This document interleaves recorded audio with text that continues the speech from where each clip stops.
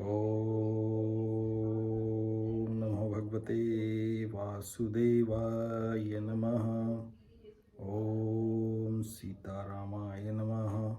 श्री गुरुदेवाय नमः। हनुमन्देवाय नमः। आज जो है अध्याय 16 हम लोग करेंगे श्रीमद् भागवत का स्कंद 1 अध्याय 16। परीक्षित ने कलयुग का सत्कार किस तरह से किया।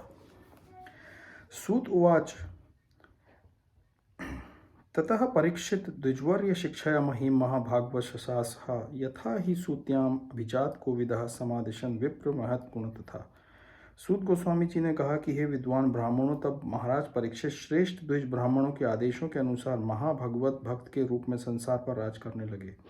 उन्हें उन महान गुणों के द्वारा शासन चलाया जिनकी भविष्यवाणी उनके जन्म के समय ज्योतिषों ने की थी। यहाँ पे मतलब अपन जो ये जो जो अध्याय 16 है इसका, उसमें संक्षेप में यही है कि हमने पिछले अध्याय में देखा था कि महाराज युधिष्ठिर और उनके भाई सब जा चुके हैं और भगवान श्री कृष्ण पहले ही जा चुके हैं, और अब जो है उनने अपने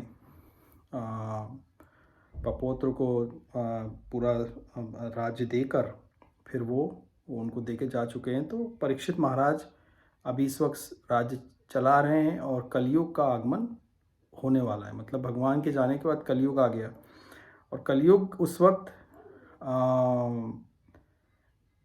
कलयुग की जो एक चार उसमें है ना, जैसे एक धर्म के रूप में, धर्म को एक बैल के रूप में दर्शाया गया है, और उसके चार पग हैं, चार पैर हैं, अर्थ मोक्ष काम और धर्म, है ना। तो ये चार पैर जो हैं धर्म के हैं, इसमें सत्य और तप, इसमें आगे बताएंगे। सत्यता जो होती है धर्म के जो है चार पैर के हिसाब से, चार पैर जो हैं उसके हिसाब से क्षमा, धर्म और तप और सत्यता, है ना। तो इस तरह से ये एक एक पैर कम होते चले जाते हैं। जैसे सतयुग में चारों रहेंगे, फिर त्रेता युग में एक कम हो जाएगा, द्वापर में एक कम हो जाएंगे, कलयुग में सब समाप्त हो जाते हैं।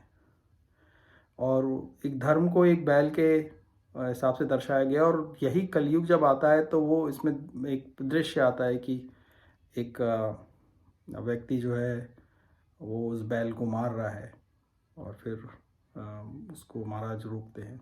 तो ये अभी आगे इसमें देखते हैं हम लोग। और फिर कलयुग जो है वो कलयुग को अपने उसमें घुसने नहीं देते हैं।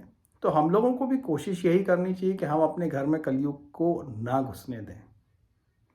हमारे घर पे तो हमारा अधिकार होता है ना, हम चाहें तो हम अपने घर में विवेक से अपने परिवार को समझते हुए, समझाते हुए और आपस में एक सामंजस्य बैठाते हुए इसका विवेक से इस पे विचार करें कि किस तरह से हम कलयुग को अपने घर में ना आने दें, क्योंकि कलयुग जगह जगह आ चुका है अभी। तो हम अपने व्यवहार में ऐसा क्या करें आपस में, परिवार में, कि हम ये इसको हमारे घर में ना आ पाए। जहाँ भागवतम होती है, जहाँ पे भगवान का सत्संग होता है, जहाँ पे निरंतर भगवान का पूजन श्रवण मनन होता है, जहाँ पे माता तुलसी का आदर सत्कार होता है, तुलसी देवी होती हैं, वहाँ ज़्यादातर कलयुग नहीं आ पाता है, भगवान की कृपा होती है। ये अपने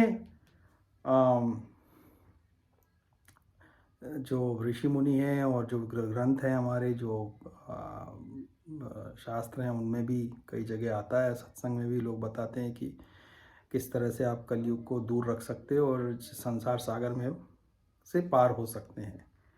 तो आगे देखते हैं, इसमें इस तरह की ही चर्चा हुई है। सह उत्तरस्य तनियाम उपयेम इरावतीम जन्म जय आदीन चतुर तस्याम उपपदयात सुताम। राजा परीक्षित ने राजा उत्तर की पुत्री इरावती से विवाह किया और उससे उन्हें ज्येष्ठ महाराज जन्मजय सहित 4 पुत्र प्राप्त हुए। आजहार अश्वमेधान त्रीन गंगायाम भूरी दक्षिणाम शारद्वात्माम गुरुम कृत्वा देवा यत्र अक्षयोचर। महाराज परीक्षित ने कृपाचार्य को अपना गुरु चुनने के बाद गंगा के तट पर 3 अश्वमेध यज्ञ किए।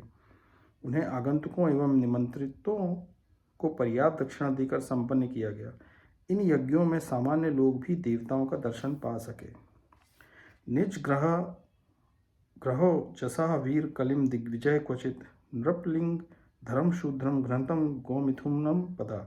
निज ग्राम ओजसा वीर कलिम दिग्विजय क्वचित नृपलिंग धर्म शूद्रम घ्नतम गोमिथुनम पदा। एक बार जब महाराज परीक्षित विश्व दिग्विजय करने निकले तो उन्होंने देखा कि कलयुग का स्वामी जो शूद्र से भी निम्न था, राजा का वेश धारण करके गाय तथा बैल की जोड़ी के पांव पर प्रहार कर रहा था। राजा ने उसे पर्याप्त दंड देने के लिए तुरंत पकड़ लिया। शौनक उवाच कस्य हेतो निजग्रहम कलिम दिग्विजय नृप नृदेव चिन्ह धृक शूद्रक असो गाम यह पदा अनत तत्कथ्यताम महाभाग यदि कृष्ण कथा आश्रयम। शौनक ऋषि ने पूछा कि महाराज परीक्षित ने उसे केवल दंड क्यों दिया जबकि वह अधम व्यक्ति था। उसने राजा का वेश बना रखा था तथा गाय का पैर पे प्रहार किया था। ये सब घटनाएं यदि भगवान कृष्ण की सतगाथा से संबंधित हो तो कृपया इनका वर्णन करें। वो जानना चाह रहे हैं कि ऐसा क्यों किया था और उसने गायों के पैर पे प्रहार क्यों कर रहा था। अथवा अस्य पद अम्भोज मकरंद लिहाम सताम किमन्ने असत अलापे आयुष यत असत वय। भगवान के भक्त भगवान के चरण कमलों से प्राप्त मधु के चाटने के आदि हैं। इन कथा प्रसंगों से क्या लाभ जो मनुष्य के बहुमूल्य जीवन को व्यर्थ नष्ट करे।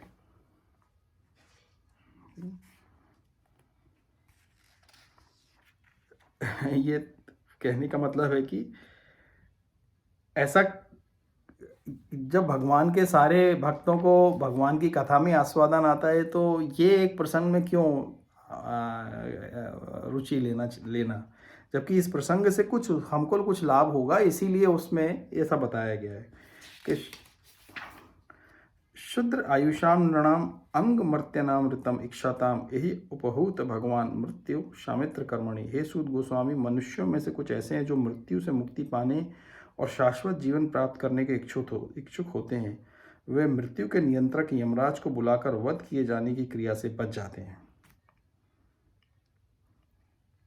ना कश्चित म्रियते तावत यावत आस्ते ही अंतकः एतत् अर्थम ही भगवान आहूत परम ऋषि भी अहो नृलोके पिएत हरि लीलामृतम वचा। जब तक सबों की मृत्यु के कारण यमराज यहाँ पर उपस्थित हैं तब तक किसी की मृत्यु नहीं होगी। ऋषियों ने मृत्यु के निरंतर यमराज को आमंत्रित किया है जो भगवान के प्रतिनिधि हैं। उनकी पकड़ में आने वाले सारे जीवों को भगवान की दिव्य लीलाओं की इस वार्ता के रूप में मृत्यु रहित अमृत का श्रवण करने का लाभ उठाना चाहिए। तो इन कथाओं का क्या लाभ है, यही यहाँ पे उन्होंने बताया है कि जीवन और मृत्यु जो लगातार हम लोग जिसमें चक्र में घूम रहे हैं, तो इन कथाओं के माध्यम से, श्रवण के माध्यम से जो हमको कानों के माध्यम से जो अमृत मिलता है भगवान की कथाओं का, वो अमृत हमको मृत्यु के पास से बचाने वाला है। ऐसा यहाँ पे उनका कहना है। शौनक ऋषि का भी यही कहना है। ये बड़ी साधारण सी बात दिखती है, कोई इस चीज़ को सोच भी सकता है कि इसमें क्या खास बात है, या विश्वास हो सकता है ना भी